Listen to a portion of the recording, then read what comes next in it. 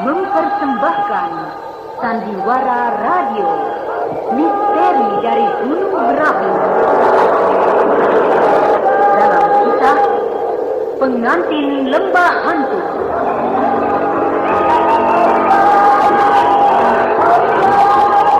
Naskah karya Ahmadi Syafar. Dengan para pelaku: Ana Rusli sebagai Rosmina, Hari Aki sebagai Samsuri, Wit Hendra sebagai Mardian, Iwan Sanjaya sebagai Badirul, dan pembawa cerita Neni Sumardi.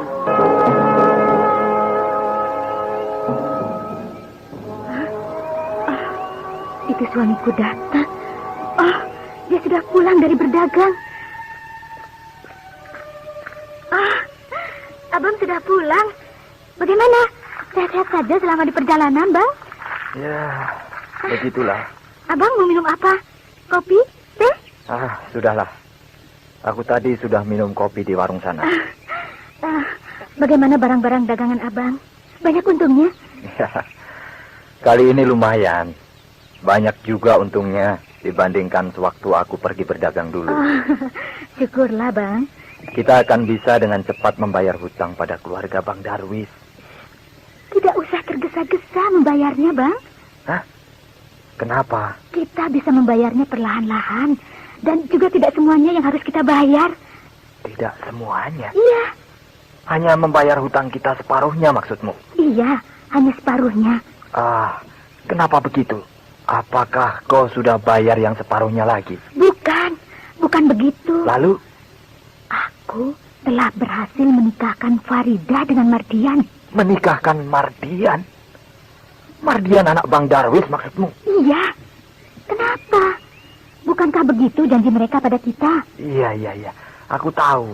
Tapi... Kenapa, Bang? Dan di mana mereka sekarang? Maksud Abang? Maksudku, apakah mereka itu rukun-rukun saja sejak berumah tangga? Karena Mardian berpendidikan tinggi, maksud Abang? Iya. Karena mereka tidak begitu akrab, kan? Iya. Mereka cukup bahagia, walaupun sekarang Farida ditinggal untuk sementara oleh suaminya. Mina, mana ada orang yang berpendidikan mau meninggalkan istrinya begitu saja? Mana pengantin baru, cantik lagi. Seharusnya dia tidak berbuat begitu. Kan kurang sopan dilihat orang-orang, Kurang sopan bagaimana, Bang? Dia itu pergi untuk meneruskan sekolahnya. Sekolah kan juga kewajiban bagi orang seperti si Mardian itu. Apa itu bukan suatu kebanggaan sebenarnya? Gila betul. Kau bilang dia pergi sekolah. Lalu kenapa, Bang? Kau maksudkan dia pergi meneruskan sekolahnya ke Batavia, bukan? Iya. Kemana lagi? Tanggung kan, tinggal setahun lagi. Celaka. Benar-benar celaka kalau begitu. Abang ini bagaimana? Apanya yang celaka? Kau pernah mendengar nama Badirul? Badirul? Pak Badirul? Iya, yang rumahnya di balik gunung ini. Iya, kata orang-orang dia hebat. Orang hebat, Bang. Hebat dalam hal apa? Ya, kata orang begitu. Walau aku belum pernah bertemu dengan dia. Dia orang hebat memang. Tapi orang yang paling suka melakukan kejahatan. Lalu, apa hubungannya dengan Mardian, Bang? Begini, 2 hari yang lalu, aku lewat di desa itu. Dan aku melihat Mardian ada di sana. Mardian ada di situ? Apa Abang tidak salah lihat? Bahkan aku melihat Mardian menginap di situ. Apa yang dia kerjakan di situ, Bang? Ya, biasanya orang-orang yang datang ke situ Kerjanya pasti tentang kejahatan. Kejahatan? Ah, masa iya Mardian akan berbuat kejahatan? Kita kan tidak tahu hati orang, Ros. Apa iya ya? Jadi, ternyata dia tidak pergi melanjutkan sekolahnya, kan? Buktinya dia ada di sana. Pasti dia sedang berniat atau punya maksud yang tidak baik. Apa Mardian sedang berobat ke sana? Mengobati penyakitnya? Dan kenapa dia tidak pergi kepada orang yang bernama Ki Buranda? Sudahlah. Tidak usah kau pikirkan betul. Nanti kita carikan jalan untuk Farida. Supaya dia itu cepat-cepat bisa cerai dari suaminya itu. Cerai? Di mana muka kita akan kita taruh terhadap orang tua Mardian, Bang? Kau ini bagaimana, Mina? Setiap orang yang datang pada Pak Badirul pasti punya niat yang tidak baik. Tapi kan belum tentu dia berniat yang tidak baik terhadap istrinya, Bang. Nih, aku Samsuri, suamimu. Aku sudah kenyang dengan pengalaman-pengalaman begitu, Mina. Banyak sudah negeri yang aku lihat. Tapi tidak ada yang sehebat dan sejahat orang yang bernama Badirul. Apa kau tidak akan berniat untuk menyelamatkan kemenakanmu? Alah, tidak ada orang yang akan mencelakakan istrinya. Apalagi mereka baru saja menikah. Kalau kau tidak percaya, kita lihat saja nanti apa yang akan terjadi pada diri Farida. Aku tidak percaya. Ya, kita lihat saja. Kau atau aku yang benar.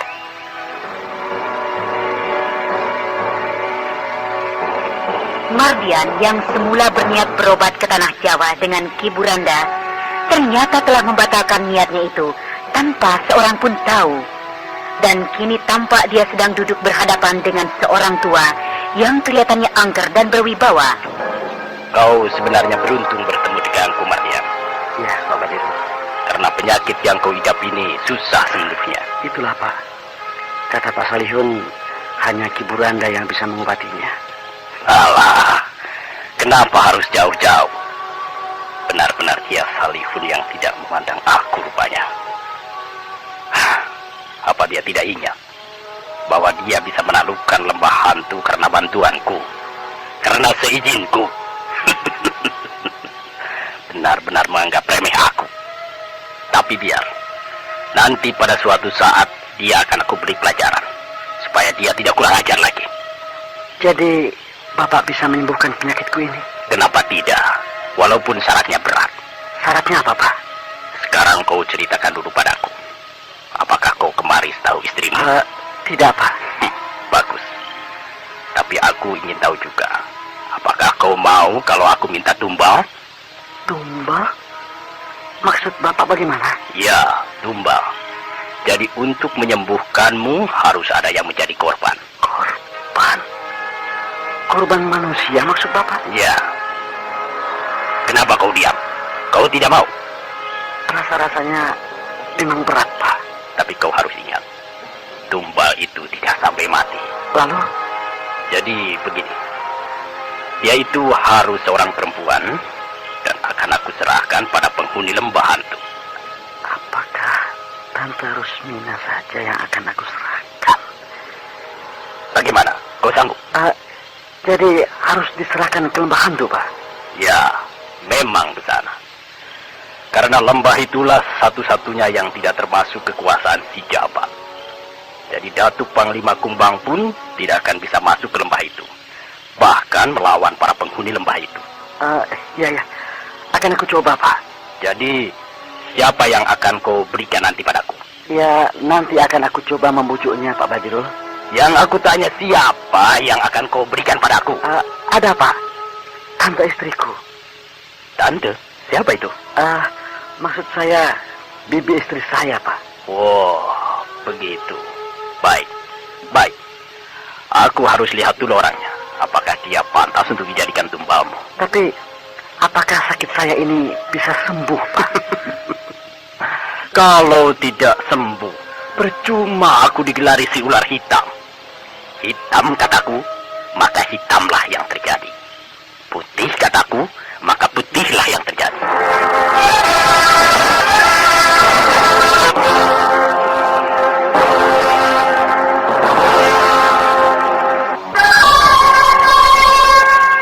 Rosmina?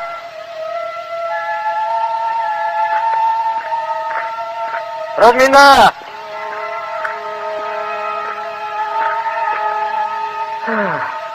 Kemana dia malam-malam begini? Apa masih di dapur ya?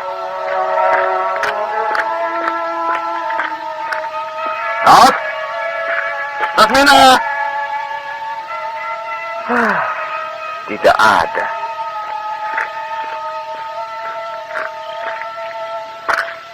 Sudah jam 1 malam, tidak ada di rumah.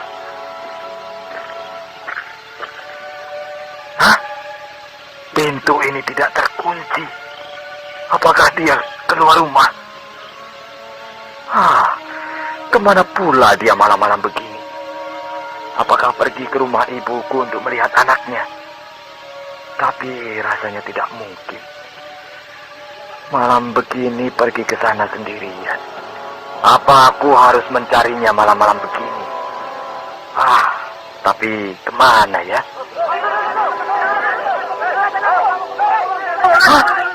Ada suara orang-orang yang... Ada apa ini? Aku harus waspada. Jangan-jangan ada maling. Siapa itu? Aku, Bang. Kau, Rosmina? Ya, Bang. Cepat tutup pintunya.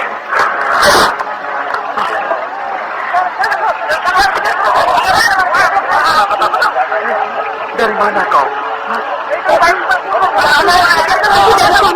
Dari mana? Aku dari sana. Iya, di sana itu di mana? Dari ujung jalan itu. Lalu orang-orang ramai itu ada apa? Aku tidak tahu. Aku tidak tahu. Kenapa mereka mengejarnya ke arah kemana? Aku tidak tahu.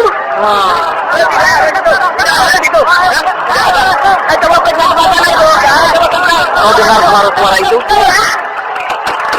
Siapa? Aku. Mereka mengajak kumpul wanita. Apa sebenarnya? Aku tidak tahu. Tapi jangan biarkan mereka mati, Bang. Iya, tunggu. Bang, jangan bukakan pintunya. Kenapa kau takut? Tidak biarkan mereka mati. Biar aku bukakan, supaya dia pergi.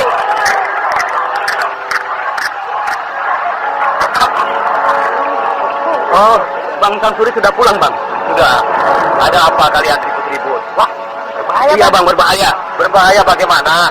Abang tidak melihat seekor harimau hari kemarin? Iya, harimau. Harimau? Sekarang sering harimau masuk ke dalam kampung kita, Bang. Dan kalian melihatnya lari ke arah rumah? Iya. Dan tiba-tiba saja hilang di sini, Bang. Iya, menghilang di balik kotak itu. Berbahaya juga kampung kita ini sekarang. Iya, benar, Bang, berbahaya. Dan harimau itu sudah memakan seekor sapi di rumah Pak Tiar, Bang. Di rumah Pak Tiar dia makan sapi. Makan sapi? Kalau begitu benar-benar berbahaya kampung kita.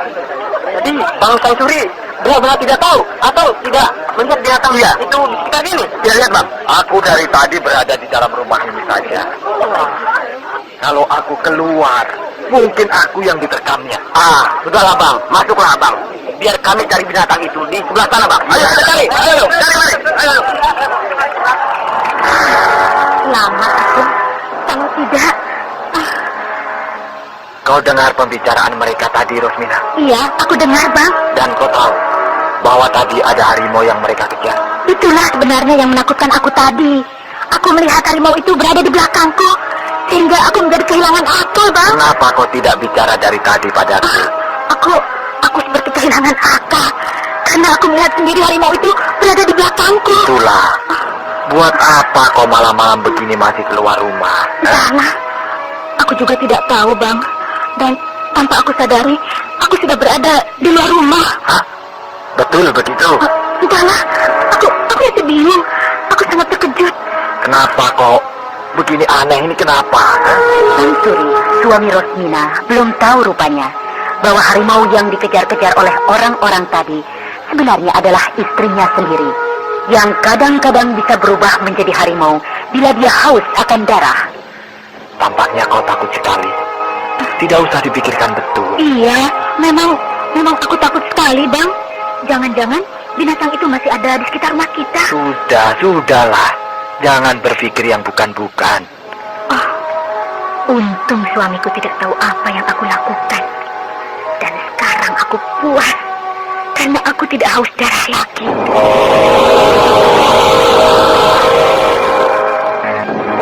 Kini daerah tempat tinggal Mardian menjadi rusuh kembali dengan adanya seekor harimau yang telah membunuh dan menghisap darah sapi ternak penduduk. Samsuri, suami Rosmina, yang baru saja pulang berdagang dari daerah lain, menjadi heran. Karena selama ini belum pernah didengarnya ada harimau yang masuk kampung dan memakan hewan ternak. Sayang sekali, dia belum tahu bahwa harimau itu sebenarnya adalah harimau jadi-jadian yang berasal dari istrinya sendiri.